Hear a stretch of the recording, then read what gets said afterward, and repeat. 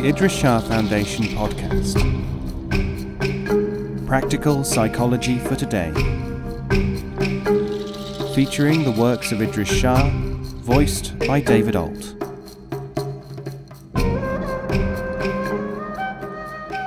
Welcome to the Idries Shah Foundation podcast. In this edition of the podcast, we will hear selections from Neglected Aspects of Sufi Study by Idries Shah. This audio has been made available by the Idries Shah Foundation. But if, by Sufi definition, and surely we must listen to it, the real development of Sufism and its applications is not to be found in academic work or in random or uninstructed experimentation, and if Sufism is to be absorbed by such a judicious process as might be comparable to the working with a master of an art rather than a profession, what of the other widespread and, to some, quite attractive alternative? After all, there are in the West, and always have been in the East, large and small groups of people, and plenty of vociferous individuals as well, who maintain that Sufism, being grounded in experience, and not being available through static scholasticism or automatistic piety, should and must be cultivated by means of overrunning the emotions, by listening to or playing music, by dancing and wearing strange clothes, by changing one's name, and by slavishly following what the participants imagine to be the literal instructions of some preferably ancient and revered but long dead teacher. Such people, in the nature of things, have far greater social visibility than the often much more inhibited scholars. They and their works are to be found in a larger and much more animated constituency. Because of this, many ordinary people lump them together with all the other cultists, members of esotericist groupings with dauntingly formidable names and even greater pretensions. They call them nuts and politely avoid them. I, for one, would not blame anyone for concluding that they are dealing with just another yogic, Hindu, Zen, or similar group. Perhaps, though, they are not strictly similar. But it is equally true to say that such coteries are not Sufi ones in the sense that Sufi is employed by the traditional teachers or by contemporary Sufis who maintain a wider tradition and more comprehensive approach. Their activities, indeed, whether emphasizing the playing or hearing of music, or dance, or singing, or recitations, or wearing non-current dress or assuming locally peculiar names, these are all familiar to us in the East, and are clearly distinguished in the historical perspective of the Sufi classics as, frankly deviant forms stabilized on quite obvious social needs. But that which human sciences people politely call needs, we often describe more pungently. My purpose in mentioning them is to ask you not to throw the baby away with the bathwater, not to shun Sufism because of them, and not to imagine that there was any useful purpose beyond entertainment to be served by taking notice of them. Remember, they have been with us for centuries, and people in most Eastern countries where they are to be found have basic, descriptive names for them, and not always very complimentary ones at that. Both the overly academic and the cultic forms of so-called Sufism then might by some, perhaps admissible stretch of the language be called studies of Sufism, but they cannot ever be called studies in Sufism. So there are the usual reactions seen from one perspective. But what is the brief theory of Sufism? Who are the past and present authorities? What are the standard books?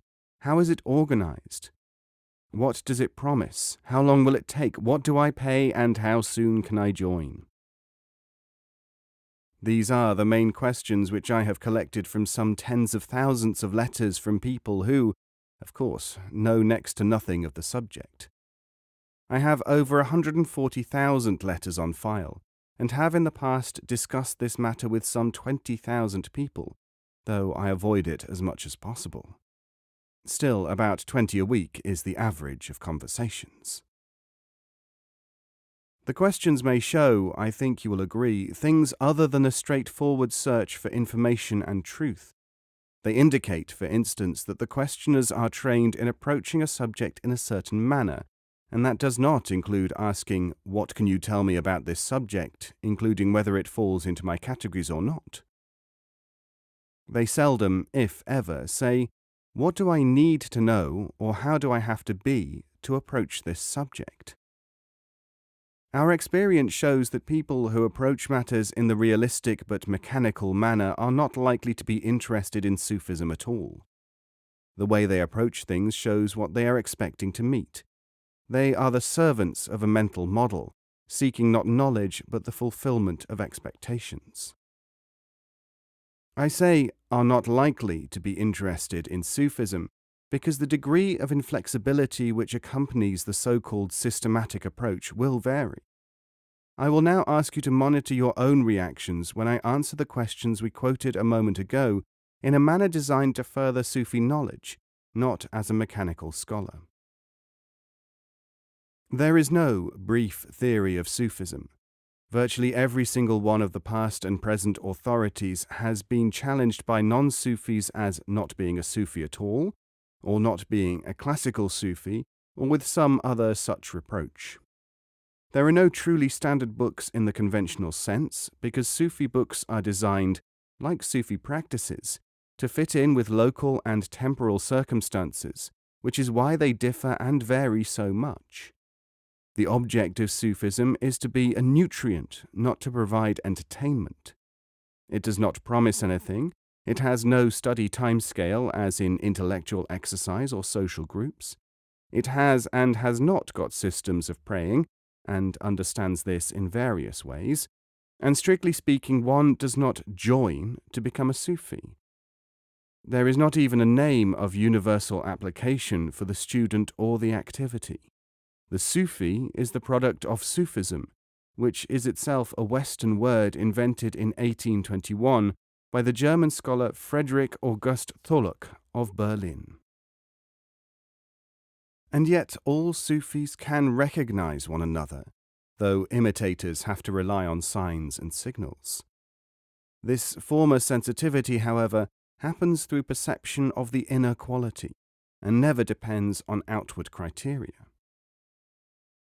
If you read a fair cross-section of the books on Sufis and Sufism on the market today, and it is a good market, you will find that various mystical masters and scholars, whom I call the gurus and academics, adduce evidence from books to show that Sufis are only Muslims, but also that they are opposed to Islam, that they are Shias of Islam, or that they are only Sunnis, these being the two main schools of law among the Muslims, that they originated in Persia, in Greece or India, that they use music or condemn it, and so on.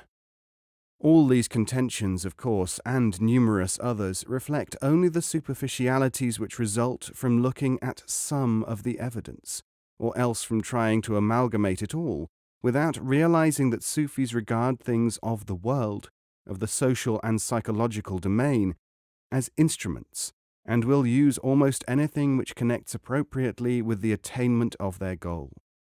So we are still at the condition, in externalist studies of Sufism, equivalent to that of the blind men and the elephant, when each blind man seized a part of the elephant and insisted that it was a fan, the ear, a rope, the tail, a pillar, a leg, and so on. This situation is only to be expected given the circumstances and biases of the people who are working with the residual materials. The same thing, the blind men and the elephant syndrome, would happen if a number of people with various backgrounds and biases were to be let loose on a newly discovered civilization whose bases were unknown to them. Each would try to relate it to a personal or culture-based mental model. In most current forms of investigative culture, too, each would regard the materials found as basic and essential. They would tend not to believe that there might be an inward unity, a deeper level at which the design could be understood. This situation is not confined to the West or to our time, although it is very marked with us at the moment, so much so that for many people it is the sole reality, rather like life seen on a TV screen might be for someone born and brought up in a sitting room of the suburbs, and never leaving it. I would like to make it clear at this point, however, that this attitude is by no means unanimous, and that we have little real difficulty in conveying our way of thinking and our priorities of attitude to a sufficiently large number, though not perhaps a major proportion, of people. The interesting thing to note here seems to me to be that these people are found only in relatively small numbers in the old-fashioned parts of the academic and cultic communities. They are more numerous almost everywhere else. This observation appears to indicate that the activity of the search for truth, as expressed through scholarly or theology-centered approaches, is in itself a form of employment, a stabilization which in itself yields satisfactions which prevent any more versatile interest being expressed. By this I mean that these are not so much paths to knowledge as small or large tribes or communities which have an unwitting vested interest in maintaining their methods of thought and action, because these give them outlets or satisfactions. The search for truth is, therefore, in such cases, subordinate to the stimuli which come from remaining in a system called the scientific method, or exercising the sovereign human intellect, or the true spirituality which comes through constant ritualistic practice. And who would blame them? I do not feel it necessary to criticize this approach in an unqualified way, though I do think it important, for the sake of other types of people, that an alternative formulation be represented and maintained. I have therefore concentrated, for the most part, on publishing books which further this objective. I am sure that it is the use of one's métier as a personal psychological stabilizer that causes so many observers to try to pluck out just one or two aspects of Sufism to study or try to employ. Such people use what they call Sufism as an occupational therapy, not to yield its true content. This is not to say that Sufism is claimed to be sui generis, of a unique kind. Such a contention is needed only if we are trying to assert its indispensability or preeminence in some sense. Sufism is, however, something which Sufis themselves always claim is studied by means of itself, by its own tools, and is not susceptible to outward analysis.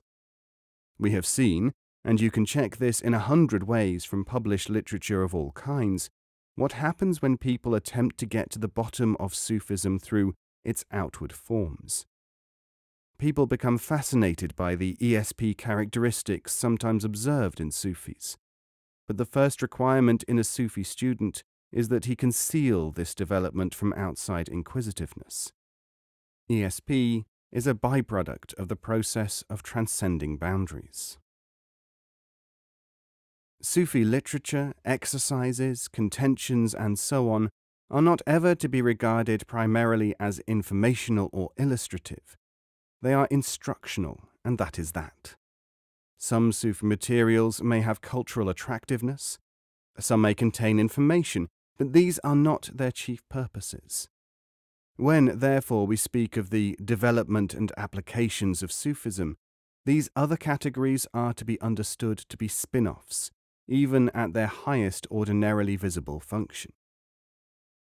This does not mean that a Sufi who saves someone's life or is active or successful in the quantifiable sense would rather not do it, or that Sufis want to keep materials secret and deplore the imitators' caperings when they mime Sufi specializations.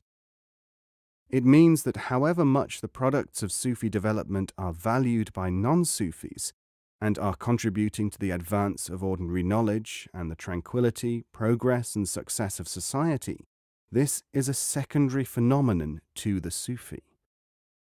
If, by enlarged knowledge, a Sufi does something which other people applaud or think heroic, say he cannot think of himself as distinguished or a hero, since he has almost by definition a panoramic view of life, which has told him both what might happen under certain circumstances, and how little ultimate importance this holds, or how much.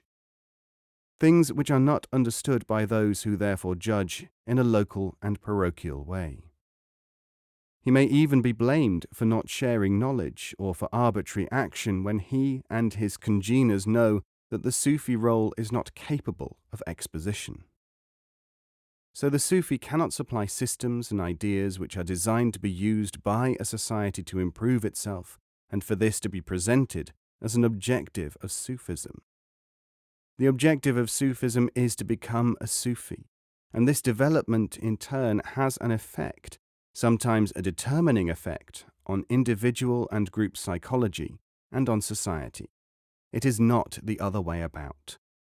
For this reason, there are severe limits to the extent to which a Sufi can cooperate in the supply and in applying things for, as it were, secondary use.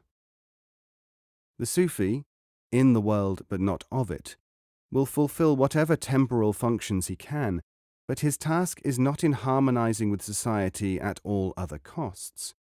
The fact that Sufis have been able to contribute so much, and continue to do so, to world culture in so many aspects is not because of just deciding to love man, but because their Sufic experience shows them that human service is necessary. But they have their own perspective on how and when and where it may be most effectively carried out. They are not idealists, who almost by definition have a restricted view and only hope. It is idealists alone who qualify for the title of hero. This statement was being made by one prominent Sufi once when an interrupter called out, "Then why is the world in such a mess?" Before he could answer, another voice shouted, "If it was not for them, we would all have been destroyed."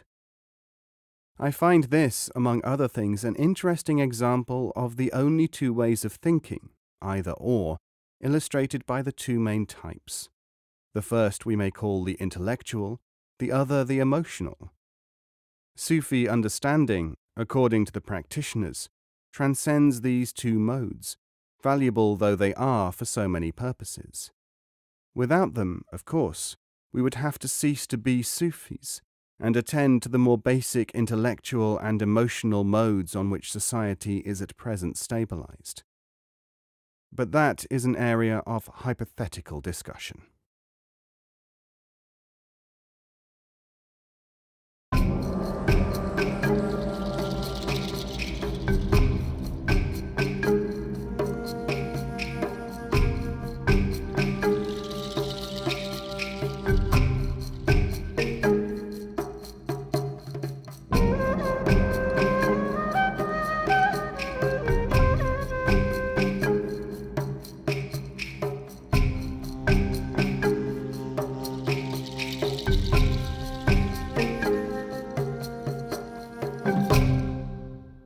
This podcast is copyright 2018, the Idries Shah Foundation.